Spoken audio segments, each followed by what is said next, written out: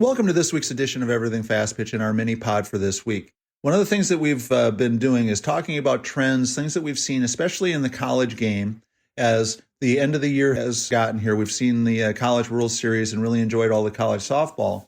And one of the things I wanted us to talk about is a trend that I think is kind of carrying over from baseball, but I'm not so sure that it has the same level of logic. So one of the strategies that we've already talked about is the idea of working the counts, trying to work deep into counts, trying to run the pitch counts up so that we can get walks.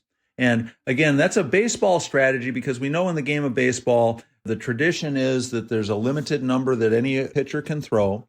And there's never ending discussion about how many pitches do we need to make the starter throw so that we can get into a team's bullpen. Now, obviously in baseball, this has been a forever strategy, but it's starting to creep into softball a little bit. And I think it's part of our ongoing discussion so far about working the count and trying to get walks.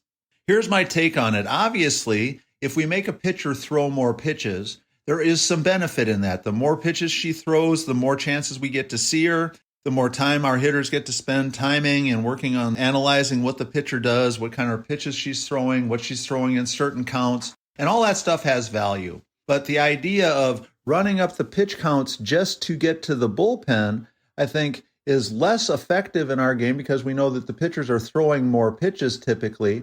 And so I think we have to discuss the trade-off and the balancing act between what are we gaining from driving the pitch counts up versus are we really helping ourselves be more successful? Now, we've already talked about the idea that getting walked can be a useful part of a team strategy.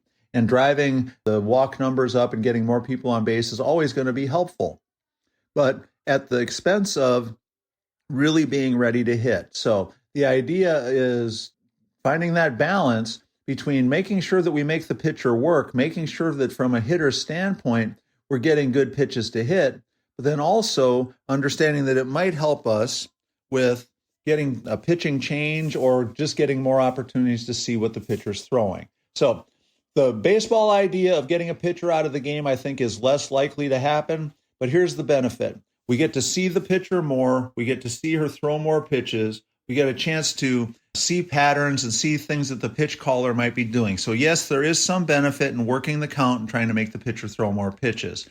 But let's make sure that we're keeping it in perspective. Why are we doing it? If we're doing it to see a pitching change, be careful what you wish for sometimes, because in the modern game, the pitching change and the time it takes for us to adapt to a different pitcher might be more of a negative for us than it is a positive.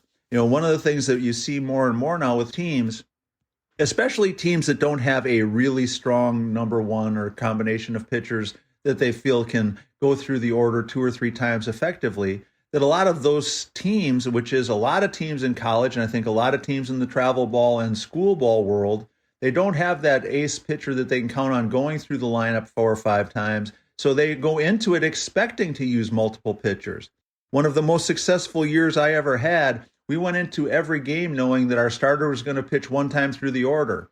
Our number 2 was going to pitch 1 time through the order. Our number 3 was going to pitch 1 time through the order. So for us, teams that were trying hard to work the count, we're trying hard to get deep into our staff, we're really playing into our strengths because we were going to switch no matter what. It didn't matter whether a pitcher had thrown 50 pitches or 150 pitches. We had a strategy built in where we knew for sure we were going to be making changes. And so sometimes I think what teams think is a positive offensive strategy, trying to get the pitch count up and trying to make the pitcher work harder and throw more pitches, can backfire as well. So yes, you want to see as many pitches as you can so you have as much knowledge as possible, but we also want to make sure we're ready to hit the pitches we know we hit well. And finding that balance from an offensive standpoint is important, making sure that we're understanding that one strategy does not fit all, and the idea of wearing out the other team's pitchers so that we get a better opportunity to be successful, I think can be a real trap that some of us fall into. So that's going to wrap up this mini pod.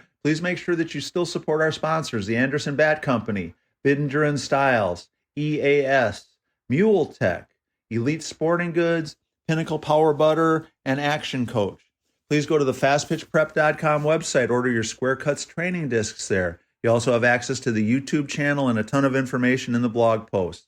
Also want to make sure that you reach out to us with ideas, comments, questions, or suggestions, especially if there's something you want us to talk about in one of these mini pods, so that we can make sure that we're talking about stuff that you're interested in. You can reach out to us at everythingfastpitch@gmail.com or fastpitchprep@gmail.com. And keep those questions and ideas coming. And also, please keep the Player of the Week nominations rolling in. So that's going to wrap up this mini pod. We'll talk to you again soon.